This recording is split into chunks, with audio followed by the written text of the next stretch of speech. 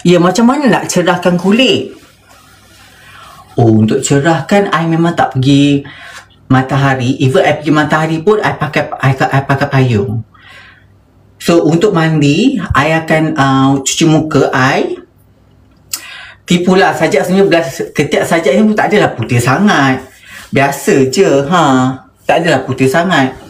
Tapi, I try to be the best to take care myself.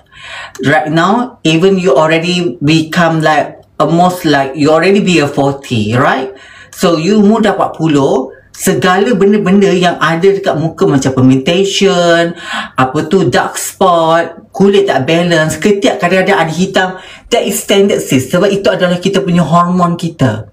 Tapi macam mana kita nak release, macam mana kita nak kurangkan, you kena tahu. So kena, walaupun umur kita dah 40, kita still kena pakai sunscreen, kita kena pakai lotion badan, kena rajin. Kita tak boleh pakai lotion badan yang kurang daripada tanda kita muda. Kita kena pakai double sebab kulit kita memang terlalu need double protection.